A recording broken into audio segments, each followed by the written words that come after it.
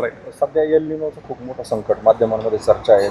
धरणातली पाण्याची अगदी पातळी कमी होत चालली आहे, पण नियंत्रण दिसत नाही आहे. सांगितलं जातं की हा 75 वर्षातला सगळ्यात मोठा दुष्काळ असणार आहे अशी माध्यमात सगळीकडे चर्चा आहे आणि पाण्याचं नियोजन मात्र कुठलंही दिसत नाही. असं जर संकट उद्भवलं तर भविष्यात तर पाण्याचं काय नियोजन आहे? कारण सध्या तरी सगळी धरणं रिकामी झालेली आहेत. तुम्ही मागच्या वर्षी 15 मेला पाऊस चालू झाला, तो डिसेंबरपर्यंत चालू झाला. धरणं डबल भरतील एवढा पाऊस पडून गेला आणि डिसेंबरपर्यंत आपली धरणं फुलच.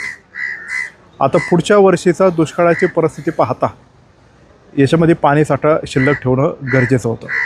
पण तरीसुद्धा अत्यंत भंबाळ कारभार आणि त्यातून कुकडी प्रकल्पातले एवढ्या मोठ्या प्रमाणामध्ये पाणी सोडण्यात आलं. त्याच्यावर कालवा सल्लागार समिती जी असतील त्याच्यावर त्याचे अध्यक्ष असतील, सचिव असतील किंवा त्याच्यामध्ये जे सदस्य असतील, मग ते आमदार असतील, खासदार असतील, कारखान्याचे चेअरमन असतील किंवा जे अपॉइंटेड सदस्य असतील, त्यांनी लक्ष देणं आणि आवाज उठणं गरजेचं होतं. ते कुठल्याही प्रकारात कुणीही लक्ष दिलेलं पाहिलं नाही. मुबलक पाणी आहे, होईल सगळं. पण एक काय आहे, इरिगेशनमध्ये एक लॉ आहे, कॅरी ओव्हरचा लॉ. त्याच्यामध्ये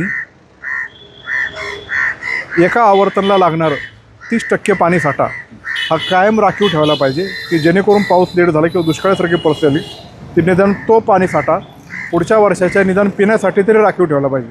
असा एक लॉ आहे. पण ते लॉचं पालन होताना दिसत नाही. त्या उलट डेड स्टॉकमधलं पाणी खरबडून बाहेर नेण्याचं काम आजही चालू आहे आणि त्यातून पुढचं वर्ष अत्यंत धोक्याचं होणार आहे. सगळीकडे एवढे इंटिमेशन येऊनसुद्धा सगळे कारभारी असतील, मग ते आमच्या पक्षातले असू, आमच्या सत्तेतले असू, प्रशासकीय अधिकारी असू, ते अत्यंत चुकीचं चाललं आहे असं माझं ठाम मत आहे आणि याच्यावर काय कोणी लक्ष देत नाही. अधिकाऱ्यांना मी 2-3 वारंवार बोललो आहे. ते म्हणले कालवा सल्लागार समितीमध्ये निर्णय घेतला आहे.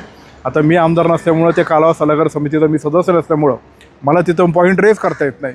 म्हणून जे तिथं आहेत त्यांनी त्यांचं डोकं भानावर ठेवून केलं पाहिलं होतं, नाहीतर आपल्याला संकटाला सामोरं जावंच लागणार. अतुल बेनके पाणी प्रश्नावर नेहमीच आक्रमक झालेले आहेत. एक पाणीदार आमदार म्हणून ते प्रसिद्ध देखील होते.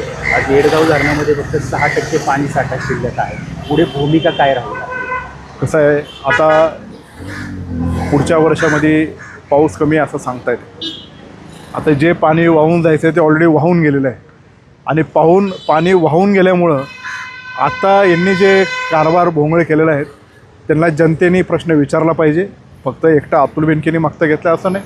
शेवटी काय होतं, मग हे राजकीय विरोधक आहेत आणि विरोधी पक्षाचं हे करतात म्हणून ते अशी भूमिका घेतात असं ते होतं. तर ते लोकांना पण जाणीव पाहिजे आणि कळलं पाहिजे की मी 5 वर्ष आमदार असताना अल्पसाठ्यामध्ये पण नियोजन चांगलं केलं. आता भरभरून पाणी असूनसुद्धा ते होत नाही. का होतं, कशामुळे होतं, याचा विचार उलट लोकांनी जास्त बारकाईने केला पाहिजे असं माझं मत. केंद्र